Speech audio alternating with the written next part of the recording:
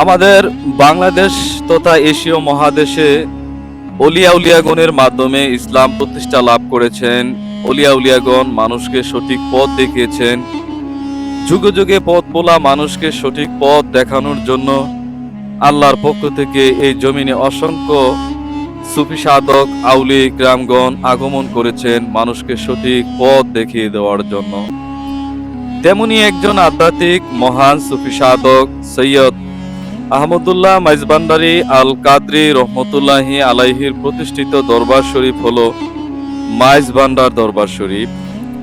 বাংলাদেশ নয়, গোটা এশীয় মহাদেশের শ্রেষ্ঠ সুফি দরবার শরীফ হলো মাইজভান্ডার দরবার শরীফ। এই দরবার শরীফ থেকে শরীয়ত, মারেফত, হাকিকত, তরিকত সমন্বয় করে এই দরবার শরীফ পরিচালিত হয়ে থাকে।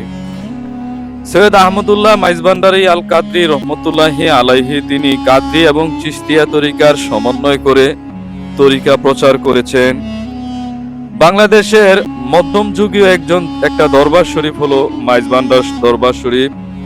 সৈয়দ আহমদুল্লাহ আল কাদরি রহমতুল্লাহি আলাইহি তার পূর্বপুরুষগণ সুদূর আরব দেশ থেকে আমাদের এই বাংলাদেশের চট্টগ্রাম জমিনে এসে আস্তানা গাড়েন। এই মহান সুফি সাধক তার জীবদ্দশায় অসংখ্য অগণিত ব্যক্তিকে তিনি কামালিয়াত প্রদান করেছেন, রুহানিয়াত আধ্যাত্মিক পাওয়ার প্রদান করেছেন। আজকে যে মহান সুফি সাধকের দরবার নিয়ে আলোচনা করব তিনি হলেন জিয়াউল হক মাইজভান্ডারী রহমতুল্লাহি আলাইহি। জিয়াউল হক মাইজভান্ডারী রহমতুল্লাহি আলাইহি আহমদুল্লাহ মাইজভান্ডারী রহমতুল্লাহি আলাইহির মেয়ের গড়ে নাতি ছিলেন এই আউলিয়া। তার একটা প্রসিদ্ধ কারামত হলো তিনি তেল ছাড়া গাড়ি চালিয়েছিলেন। আল্লাহর ওলি তিনি একজন মজ্জুব বা মাজজুব টাইপের সুফি সাধক ছিলেন জিয়াউল হক মাইজভান্ডারী রহমতুল্লাহি আলাইহি। এই দরবার শরীফে ছড়িয়ে ছিটিয়ে আছে অসংখ্য সুফি সাধক আউলিয়ার মাজার শরীফ, শফিউল বশর, আবুল বশর, মঈনুদ্দিন আহমেদ, অসংখ্য আল্লাহর ওলি এই মাইজভান্ডার জমিনে ঘুমিয়ে আছেন তারা আল্লাহর নূরের সাগরে। জিয়াউল হক মাইজভান্ডারী রহমতুল্লাহি আলাইহি তিনি এমনই একজন মাজজুব হালাতের আউলিয়া ছিলেন। তিনি সর্ব অবস্থায় আল্লাহর প্রেমে, আল্লাহর রাজুকে দেওয়ানা ছিলেন। পাগল হালাতে থাকতেন, জজবা হালাতে থাকতেন।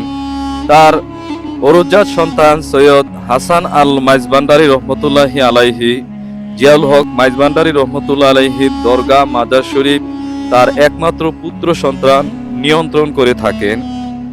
মাইজভান্ডার দরবার শরীফে সবসময় সামা কাওয়ালি, হামনাত, আউলিয়া ইকরামগণের শান নিয়ে বিভিন্ন সময় জিকির আজকার মাহফিল, গান বাজনা করে থাকেন। এটা কুরআন হাদিসে প্রসিদ্ধ আছে যে গান বাজনা করা, সামা জিয়ারত করা। আমাদের চট্টগ্রাম নগরী শুধু মাইজভান্ডার দরবার শরীফ নয়, এই চট্টগ্রামের জমিনে 12 আউলিয়ার পুণ্য ভূমি হলো এই চট্টগ্রাম নগরী। জিয়াউল হক মাইজভান্ডারী রহমতুল্লাহ আলাইহি অত্যন্ত দানশীল ব্যক্তি ছিলেন। মানুষের বিপদে আপদে তিনি এগিয়ে যেতেন। গরিব দুঃখী অসহায় মানুষকে তিনি দান সদকা জাকাত প্রদান করতেন। যে মানুষ আহার না করতে পারতেন তাকে আহারের ব্যবস্থা করতে পারতেন আল্লাহর ওলি। আজকে তার দরবার শরীফ বাংলাদেশ নয়, গোটা এশীয় মহাদেশে লক্ষ আশেক ভক্ত এক মহা মিলন মেলা তৈরি করেছেন জিয়াউল হক মাইজভান্ডারী রহমতুল্লাহি আলাইহি।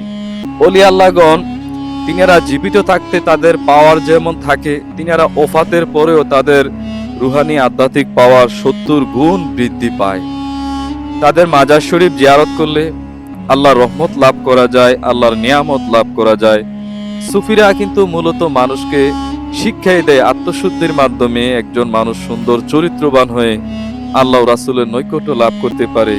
এই শিক্ষাই সুফি সাধক আউলিয়া ইকরামগণ দিয়ে থাকেন। তার উত্তরাধিকারী সূত্রে হাসান আল মাইজভান্ডারী রহমতুল্লাহি আলাইহি তিনিও একজন সুদক্ষ আলেম এবং দানশীল ব্যক্তি।